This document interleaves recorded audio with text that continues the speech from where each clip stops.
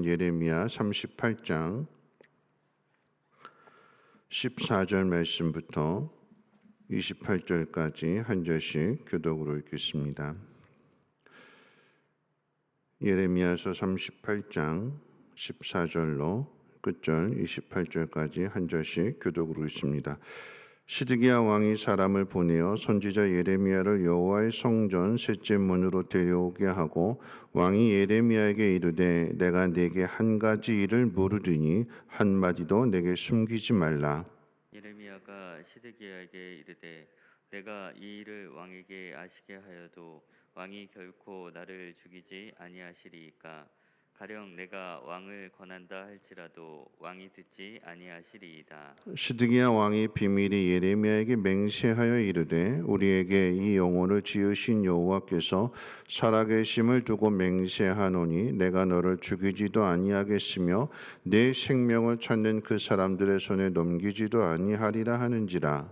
예레미야가 시드기야에게 이르되 만군의 하나님이신 이스라엘의 하나님 여호와께서 이와 같이 말씀하시되 내가 만일 바벨론의 왕의 고관들에게 항복하면 내 생명이 살겠고 이 성이 불사름을 당하지 아니하겠고 너와 내 가족이 살려니와 네가 만일 나가서 바벨론의 왕의 고관들에게 항복하지 아니하면 이 성이 갈대아인의 손에 넘어가리니 그들이 이 성을 불사를 것이며 너는 그들의 손을 벗어나지 못하리라 하셨나이다. 시드기야 왕이 예레미야에게 이르되 나는 갈대아인에게 항복한 유다인을 두려워하노라. 염려하건대 갈대아인이 나를 그들의 손에 넘기면 그들이 나를 조롱할까 하노라 하는지라. 예레미야가 이르되 그 무리가 왕을 그들에게 넘기지 아니하리이다. 원하옵나니 내가 왕에게 아뢰는 바 여호와의 목소리에 순종하소서. 그리하면 왕이 복을 받아 생명을 보존하시리이다. 그러나 만일 항복하기를 거절하시면 여호와께서 내게 보이신 말씀대로 되리이다. 보라 곧 유다 왕궁에 남아있는 모든 여자가 바벨론 왕의 고관들에게로 끌려갈 것이요 그 여자들은 내게 말하기를 내 친구들이 너를 꿰어 이기고 내 발이 진흙에 빠짐을 보고 물러갔도다 하리라.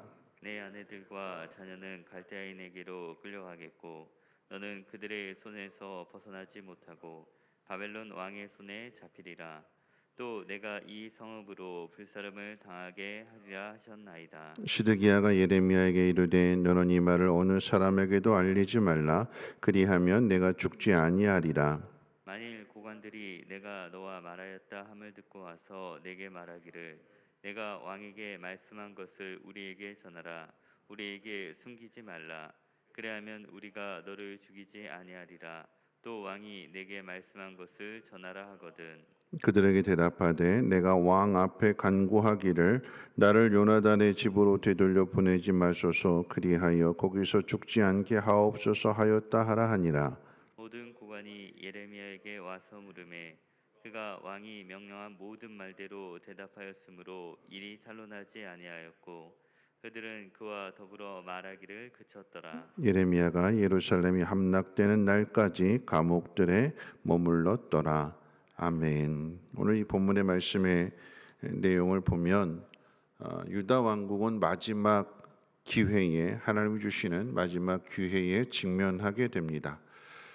그 무엇으로도 유다가 바벨론에게 망하는 것을 막을 수 없지만 항복하는 성의 운명과 끝까지 저항하는 성의 운명은 다릅니다. 또한 항복하는 시드기야의 가문과 끝까지 저항하는 시드기야의 가문의 운명은 다릅니다. 오늘 읽은 말씀 17절 18절에 보면 내가 만일 뭐하면, 그러니까 내가 만일 항복하면, 그러니까 if you라고 하는 영어 가정법이 등장하는 것인데 이게 두 번 연속해서 17절과 18절에 등장하고 있어요. 그러니까 말하자면 하나님이 시드기야 왕에게 선택의 기회를 주시는 것입니다.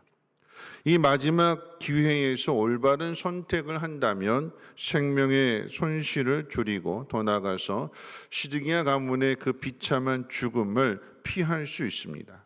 그런데 결과적으로 본다면 시드기야는 잘못된 선택을 합니다. 아니 좀 더 정확하게 말씀을 드린다면 오락가락하고 망설이다가 아무것도 하지 않습니다. 왜 아무것도 하지 못하는가? 그 이유는 두려워하는 마음 때문인데 여기에 그 시대의 죄뿐만 아니라 시드기야 왕의 죄도 고스란히 묻어나오게 됩니다. 두려워하는 거예요. 두려워하는 거. 시드기야 왕이 두려워하는 두 가지 중에서 첫 번째는 이 시드기야는 유다의 왕임에도 불구하고 고관들을 두려워하고 있어요. 어제 살펴본 38장 5절 말씀에도 이 유다의 고관들이 예레미야를 죽이라고 왕에게 요청할 때에 5절에 보면 시드기야 왕이 이렇게 이야기합니다. 예레미야가 너희 손에 있기에 나는 조금도 너희를 거스릴 수 없다. 그 이야기는 너희 마음대로 해라, 죽이지만 말아라 라고 하는 그런 이야기입니다. 오늘 본문 또한 예레미야와 이 시드기야가 나눈 대화에 대하여서 고관들에게 비밀로 붙여줄 것을 요청하게 됩니다. 말하자면 고관들이 왕의 명령을 듣고 따라가야 되는데 왕이 고관들에게 끌려가는 모습을 보게 됩니다. 앞서 34장의 내용에서도 하나님께서 시드기야에게 분명한 기회를 주셨어요. 어떤 기회냐? 항복해라. 더불어서 모든 노예들 종들을 다 풀어줘라. 그게 조건이었습니다. 시드기야 왕이 처음에는 풀어줬어요. 그런데 나중에 풀어줬던 노예들을 다시 다 잡아들이게 됩니다. 이전으로 다시 원상복귀가 됐어요. 그 이유가 뭘까요? 아마도 이 고관들이 자신들에게 손해가 되는 거예요. 다 종들이 노예들이 이 고관들의 재산을 불려주는 원동력이었는데 다 풀어주게 되면 그 일을 손수 고관들이 다 해야 되는 거예요. 결국 이 왕에게 찾아가서 압력을 가했을 것이고 그 일로 인해서 이 왕이 다시금 그 마음을 바꾼 거예요. 하나님 명령에 불순종하게 되는 것입니다. 무엇 때문에? 고관들을 두려워해서. 자, 이 고관들이 바벨론에게 항복하지 않는 것은 여러분 항복하는 게 더 의로워 보일까요? 아니면 끝까지 싸우는 게 의로워 보이는 걸까요? 우리가 생각할 때 적이 쳐들어오게 되면 끝까지 싸우는 것이 그것이 애국하는 것으로 보여지지만 그런데 실상은 이 고관들이 바벨론에 항복하지 않겠다, 예레미야를 죽이겠다라고 하는 결국은 자기 욕심 때문에 그런 거예요. 어떤 욕심이요? 내가 가지고 있는 이 힘을 절대 빼앗기지 않겠다. 바벨론에 망하게 되면 모든 걸 다 잃어버리게 되는 거잖아요. 바벨론 포로로 잡혀가게 되는 것이고 자신이 노예가 되는 것이고 그러니까 그런 일이 있어서는 절대 안 된다. 애국하는 것처럼 보이지만 그런데 이 일이 결국은 하나님 앞에 불순종하는 일이 되는 거죠. 왜 하나님이 항복하라고 하시는 거예요? 왜 바벨론으로 포로로 옮겨 놓으시는 걸까요? 그 자리에서 다시 예루살렘을 이스라엘을 회복하시지 않고 왜 지금 이 애굽으로 옮겨서 바벨론으로 옮겨서 항복하게끔 하시게 하는 걸까요? 과거에 애굽에서 종살이 하던 모습들 자신의 힘으로 할 수 없는 그 가운데 있어서 하나님의 능력으로 건져내시고 하나님의 크신 능력을 나타내시기 위함인데 새롭게 하시기 위함인데 근데 그 사실을 받아들이지 않는 거예요. 망하면 다 끝난다. 거기에 대한 염려와 거기에 대한 두려움이 있게 되는 거죠. 여러분 우리가 행하는 모든 일들이 우리가 아무리 생각해도 의로워 보이는 일이라 할지라도 하나님 명령을 거역하는 것이라고 한다면 절대 그 일은 의로운 일이 되지 않습니다. 그리고 그 속에 정말로 나는 깨끗한가 신실한가를 부지런히 살펴야 되는 거예요. 내가 왜 이렇게 행동하고 이렇게 생각하는가의 그 원인을 하나님 말씀 앞에 비추어서 부지런히 살펴야 되는 것입니다. 자, 두 번째 시드기야가 두려워하는 것은 일어나지 않는 일에 대한 걱정입니다. 오늘 말씀 19절에 보면 항복한 유다인을 두려워하노라 염려하건대 갈대아인이 나를 그들의 손에 넘기면 그들이 나를 조롱할까 하노라. 아주 단순하게 생각해 본다면 그런 이야기예요. 항복해서 바벨론에 끌려갔는데 그래도 명색이 나는 왕인데 그런데 나도 똑같이 노예로 삼고 종으로 삼아서 이 갈대아 왕이, 느부갓네살 왕이 나를 감옥에 던져 놓게 되면, 그럼 그 감옥에 있는 유다 백성들이 왕이 나에게 뭐라고 이야기하겠느냐? 넌 왜 끝까지 싸워보지도 않고 항복해서 우리를 이렇게 비참하게 만드냐 하고 조롱하고 비난한다면 내가 그것을 어떻게 감당하겠느냐? 일어나지 않을 일을 걱정하는 거야. 네가 항복하면 하나님께서 네가 가진 모든 것들을 다 지켜주신다라고 예레미야 선지자를 통해서 약속해 주신, 분명 말씀을 주셨는데, 이 말씀과 정반대로 사단이 유혹하는 것 똑같죠. 선악과 유혹하는 것과 똑같습니다. 하나님은 너 이거 먹으면 죽어 말씀하셨는데 사단은 반대로 뒤집어서 죽지 않는다. 하나님께서 네가 항복하면 너 안전하게 지켜줄 거야. 그런데 사단은 뭐라고 이야기하냐면 너 항복하면 넌 죽는다. 왕의 손에 죽지 않으면 넌 유다 백성들의 손에 죽을 거야. 그 미리 걱정하는, 염려하는 겁니다. 두려워하게 되는 거죠. 여러분, 이 속에서 시드기야의 죄와 그 시대의 죄를 확인해 볼 수 있는데 무엇이냐면, 지금 이 상황 속에서 이 시드기야 왕은 예레미야를 하나님의 선지자로, 하나님의 종으로 인정하고 있어요. 뿐만 아니라 하나님도 인정하고 있습니다. 하나님 어떤 분이신지를 16절 말씀 가운데 보면 이렇게 기록되어 있어요. 16절 말씀 제가 읽어드릴게요. 시드기야 왕이 비밀이 예레미야에게 맹세하여 이르되 우리에게 이 영혼을 지으신 여호와께서 살아계심을 두고 맹세하노니 내가 너를 죽이지도 아니하겠으며 내 생명을 찾는 그 사람들의 손에 넘기지도 아니하리라.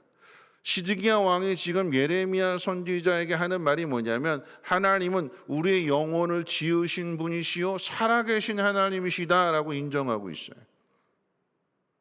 하나님이 살아계신 하나님이시오 우리 영혼을 지으신 분이라고 한다면 우리 영혼을 책임지시는 분 아니겠습니까? 그리고 그 하나님께서 예레미야 종을 통해서 하나님 말씀을 전해주신다라고 하면 그 말씀을 듣고 그 뜻대로 행해야 되는 거잖아요. 그런데 말로는, 입술로는 그렇게 인정하면서도 가르쳐 주신 그 말씀대로는 순종하지 않습니다. 누구의 이야기냐면, 여러분, 이 이야기가 고관들의 죄랑 똑같은 거예요. 왕인데 앞에서는 머리를 숙이고 있으나 그러나 속마음은 머리를 숙이고 싶지 않은 거예요. 그래서 자기 뜻대로, 자기 생각들대로 왕을 꼭두가시처럼 다스리려고 뒤집어졌어요, 관계가. 왕이 고관들을 두려워하게 되고, 그래서 지금 이 상황 속에서 너랑 나랑 이야기한 거 고관들에게 비밀로 이야기하고 자세하게 하지 말고 이렇게 이야기하라라고 귀뜸해 주게 되는, 시드기야의 죄뿐만 아니라 고관들의 죄요 그 시대의 죄를 그대로 드러나고 나타내 주게 되는 것입니다. 그런데 무엇보다 중요한 것은 하나님께서 이렇게 예레미야 선지자를 통해서 말씀을 가르쳐 주셨다라고 한다면 결국 결정은 누가 하느냐? 시드기야 왕이 하는 거잖아요. 그런데 그 말씀을 듣고도 시드기야 왕은 아무것도 하지 않습니다. 왜 아무것도 하지 않을까요? 앞서 이야기한 대로 항복하게 되면 유다 백성들이 나를 어떻게 생각하고 나에 대해서 뭐라고 이야기할까? 비난당하는 것, 조롱당하는 것이 두려워서 아무것도 하지 못하는 거예요. 오늘 이 말씀을 오늘 우리 삶에 한번 적용해 본다면, 여러분, 시드기야 왕은 하나님도 인정하고 예레미야가 하나님의 종이라고 하는 것도 인정했어요. 그래서 비밀이 불러다가 하나님께서 뭐라고 말씀하시느냐, 하나님의 뜻이 무엇이냐 물어보기도 했어요. 듣기도 했습니다.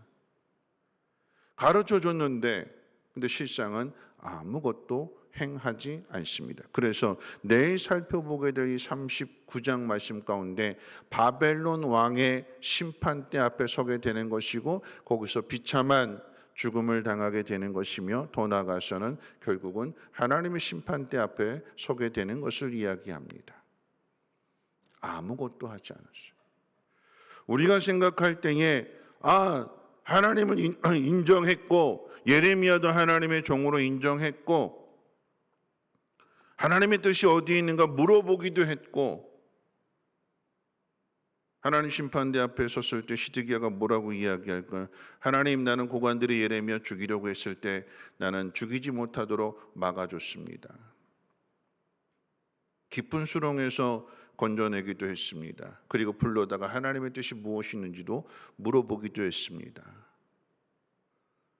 근데 실상은 항복하지 않았고 아무것도 하지 않았어요. 여러분, 이 이야기는 우리가 하나님 앞에 나와서 기도하잖아요. 근데 기도하는 것으로 끝나는 거예요. 기도하는 것은 하나님 말씀에 순종으로 이어져야 돼. 그래야 변화의 역사가 나타나게 되는 것이요, 하나님의 능력이 나타나게 되는 것인데, 묻는 것으로만 끝나는 거예요. 기도하는 것으로만 끝는 거예요. 듣는 것으로만 끝이 납니다. 마치 비유하자면 마태복음 13장 가운데 있어서의 가시덤불밭 같은 모습입니다.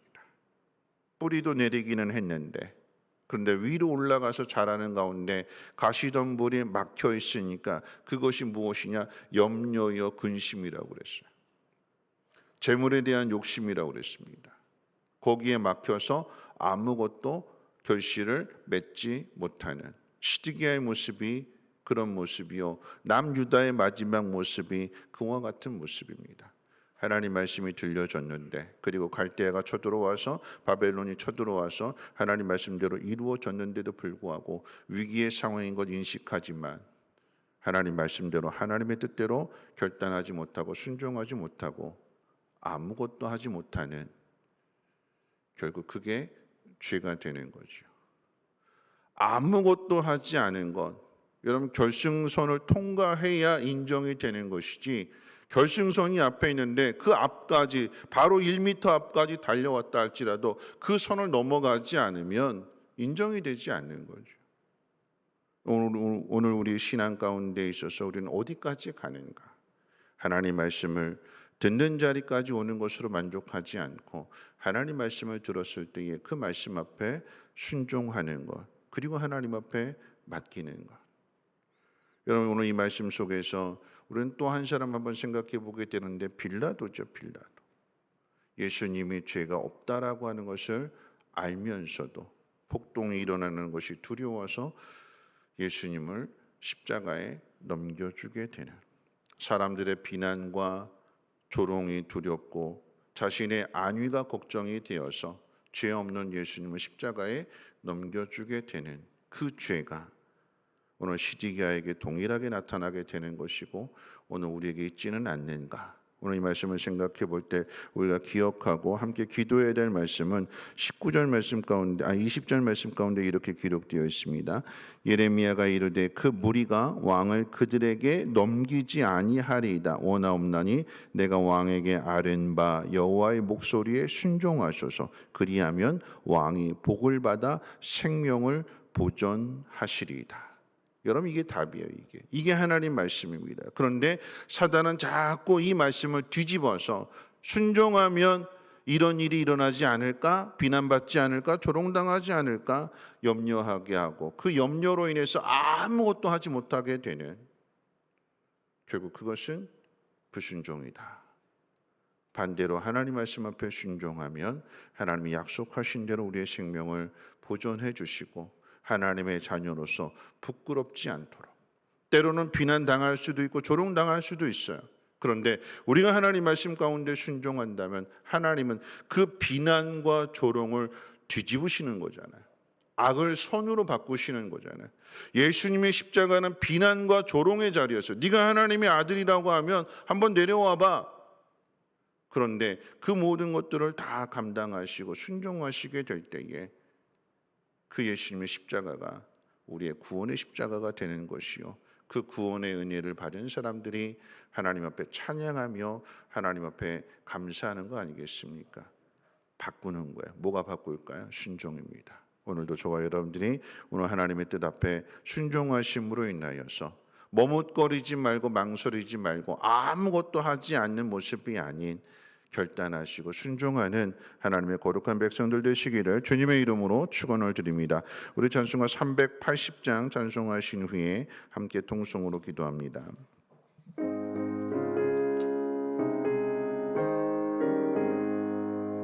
나의 생명 되신 주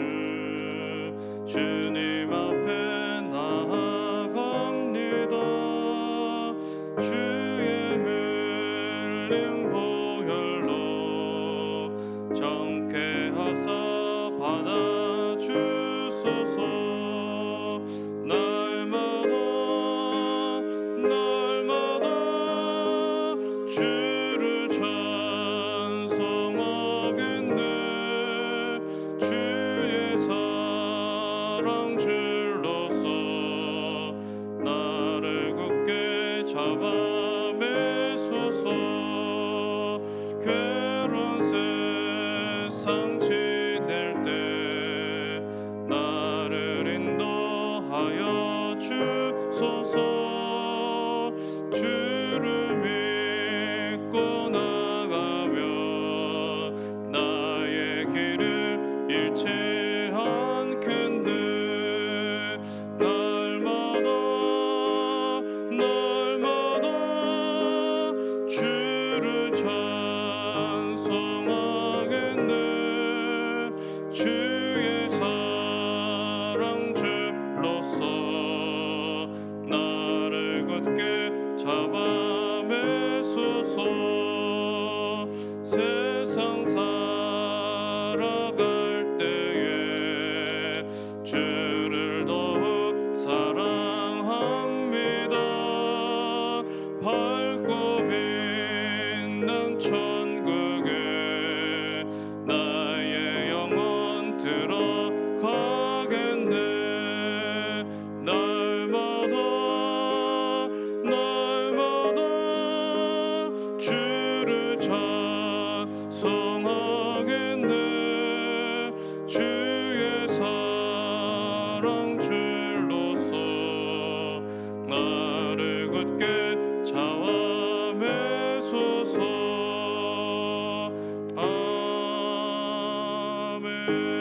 아멘. 오늘 말씀 생각하면서 함께 우리 기도하실 텐데요. 오늘 20절 말씀 가운데 보면 내가 왕의 아뢰바 여호와의 목소리에 순종하소서. 그리하면 왕이 복을 받아 생명을 보존하시리이다. 하나님은 언제나 위기의 상황 속에서 우리에게 해야 할 일을 가르쳐 주세요. 기도할 때 하나님 깨닫게 해주시고 응답해 주십니다. 그럼 어떻게 할까요? 순종해야지요. 그 길이 안전한 길이요, 그 길이 복을 받는 길이라고 말씀하십니다. 일어나지 않은 일들을 미리 걱정하고 염려하면 기운이 막혀서 아무것도 하지 못하게 되는 거예요. 이것을 뛰어넘어서 오늘도 하나님 말씀 가운데 순종하는 사람이 되게 하시고 하나님의 영광을 세상 가운데 잘 나타낼 수 있는 이 코로나 시대에 믿는 사람의 도리를 굳게 붙잡고 생명의 줄을 잡고 그 길로 걸어갈 수 있는 우리 모두가 되게 해달라고 함께 통성으로 하나님 앞에 기도하도록 하겠습니다. 좋으신 하나님 감사합니다. 오늘 이 하루도 하나님 말씀으로 시작하게 하심을 감사를 드립니다. 말씀을 듣는 데서 그치지 않고 하나님 그 말씀을 듣고 지켜 행하는 믿음으로 나아가기를 원합니다. 듣고도 행하지 않으면 하나님 거기에는 아무런 결실이 없습니다. 하나님 들었는데 하나님 염려와 근심에 가로막혀서 아무것도 행하지 않는다라고 하면 그것은 불순종이요 그것은 죄가 될 것입니다. 하나님 우리가 두려워하는 것이 무엇인지를 하나님 부지런히 잘 살피게 하여 주셔서 하나님 무엇보다도 하나님 두려워하는 마음 가운데 하나님 말씀을 들으며 하나님 말씀 가운데 순종할 수 있는 우리 모두가 되게 도와주시옵소서. 하나님 내가 처해 있는 모든 상황들 입장들 하나님 다 다를 것입니다. 세상 사람들이 이렇게 저렇게 이야기할 것인데 하나님 우리는 그 속에서 하나님의 음성에 귀를 기울이며 하나님의 말씀을 따라 순종하며 나갈 수 있는 거룩한 주의 백성들 되게 하옵소서. 하나님 우리 하나님이십니다. 우리를 지으신 분이시요 우리의 생명을 주관하시는 분이시며 우리의 앞길을 인도하시는 분이시며 또한 우리를 아들을 주시기까지 사랑하시는 우리의 아버지이십니다.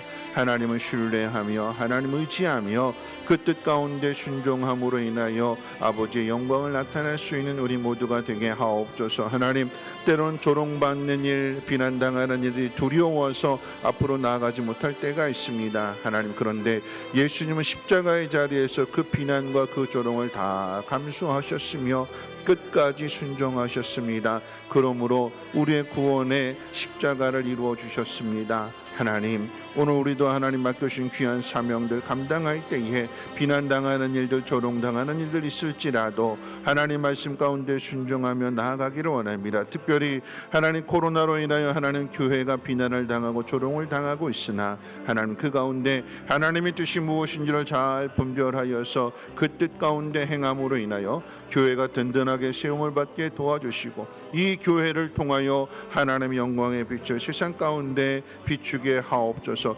교회가 살아야 될 것입니다. 그리스도인들이 살아나야 될 것입니다. 말씀과 기도가 살아나야 될 것입니다. 말씀과 기도를 통하여서 순종의 자리로 하나님 우리의 발걸음을 인도하여 주시고 순종하는 그곳에 하나님의 뜻이 이루어지며 하나님의 나라가 하나님 확장되어지게 도와주시고 하나님의 교회가 또한 우리의 믿음이 든든하게 세워질 수 있도록 하나님 역사해 주시옵소서.